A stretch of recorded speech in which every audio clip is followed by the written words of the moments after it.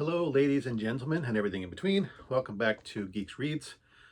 Today I'm going to talk about Precursor by Cherryh, an image of which you will see here. Precursor is the beginning of the second trilogy in the Foreigner series. The previous books dealt with Bren Cameron as the Paiti, or translator, between the humans that live on the island of Mosferia and the Ativa. For those of you who haven't read the other books,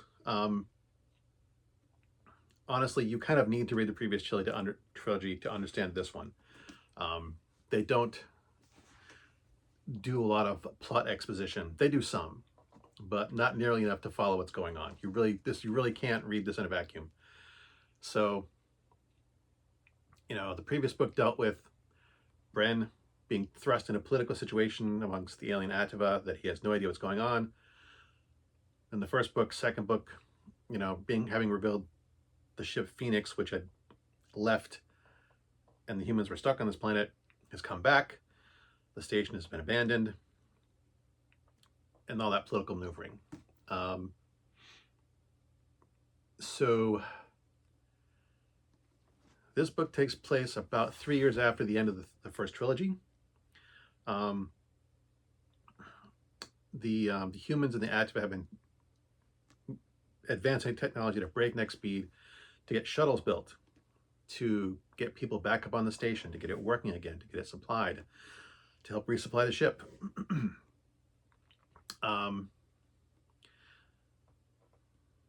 In the midst of this, in the previous trilogy, the ship had sent down 2 people. They had basically parachuted 2 people down to the Earth. One to work with Bren Cameron and the Ativa, one to work with the humans on the island of Mosferia. Quite suddenly and unexpectedly, the ship recalls their 2 delegates. The shuttles get working. Tabini, the leader of the Ativa, unexpectedly also sends Bren Cameron up with the first shuttle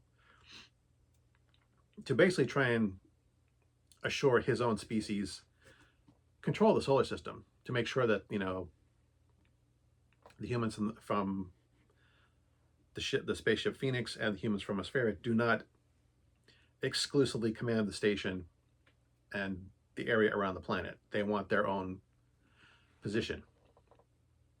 But things on the ship and in the station are not exactly what they appeared to be from the surface of the planet. There are political maneuverings within the ship itself. The ship has 4 captains. Basically, 1 captain commands each watch. The 24-hour human day is broken up into sections of 4, of 6 hours each. Each captain is in full command of the ship during their watch. And there are politics going on. So Bren Cameron being the consummate politician amongst the Ativa, is sent up there by Tabini to, like I said, assure that the Ativa still have control of their own solar system. Tabini is also ambitious. He wants knowledge, power, and authority, and he has basically empowered Bren to negotiate on his behalf. That is the basic structure of the narrative. This book is similar to the other books in the previous trilogy. It's a lot of politics. These are basically political. These books are political thrillers set in an alien environment, and I love them for it. Of the series, I don't remember. I haven't gone back and reread the second trilogy in a while. This one I think is fun compared to some of the other books. I found in the original trilogy, the first book of the trilogy I loved. The second 2 are a bit slower. There were some fun moments, but I didn't really... I think I enjoyed the first 2 books. Third book, a bit slow for me. This one is picked back up again. And adding another element to the mix. Having You know, Bren Cameron, when he goes up to the station, he takes staff with him. He takes active.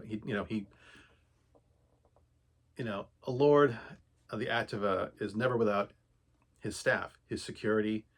So he does bring up some people with him to set up a station for, not a station, but like a residence for himself that conforms to Activa sensibilities. So this book is slightly different in that in the original trilogy, it was just the humans isolated amongst the Activa. This is the small enclave of Activa isolated amongst the humans of the station. And I did really enjoy that mix. There are other humans that come out from Australia with Bren, members of scientists and of the government as well. They want to, the station has been abandoned for the last 2 centuries since Phoenix left. So it needs maintenance and it needs supplies. So this is I found it an interesting mix, and you know, it did divert a little bit from the thrust of the original trilogy because, as I said, you know, they've kind of flipped the tables with having the Activa being isolated. But Bren is still the main point of view of the film. I mean, sorry, not the film. Main point of view of the books. And as he still lives among the Activa and is essentially a representative, you know, it's the Activa sensibilities and culture trying to mesh and work around the humans of the ship. And the humans of the ship do not function the same way as the humans on the planet do, because they've been living on a spaceship. It is an isolated environment, a strictly controlled environment, essentially under a military authority and a military structure. So everything on time, everything in its place, everything requisitioned for. Very different from the casual way that the humans live on the island of Mosferia. So it gives Bren Cameron has always had the fish out of water experience in the first book, first trilogy, being, you know, the sole human among the Activa. Now he's still kind of the fish out of water, being he is human, but these people are alien, almost as alien to him as they are to the Activa. Completely different social structure, completely different, you know, organizational structure, and different hierarchies. But as you can tell, and as I've said, I really did enjoy this book as the start of the second trilogy. And I was just online trying to do some research on this to try and see if I get any backstory information. Nothing out of the ordinary, but I've been looking at this. I realized or learned that the first book of the 8th trilogy came out in 2020. She is slowing down. Cherryh is slowing down. She is actually getting help writing the other books, but we'll deal with that when I get to them. I got a ways more reading to go because I've only got the 3rd trilogy read. But there's my take on it. C.J. Cherryh is one of my favorite authors, science fiction authors specifically. She writes mostly, well, I have mostly science fiction books of her. I don't think I have any fantasy that she's written. I know she has written some, but no, all I have is her sci-fi stuff. So she is one of my favorite sci-fi authors.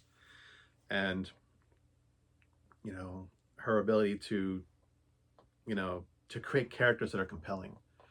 I've really always deeply enjoyed them. So, another A+ book in my book. Man, I suck at this.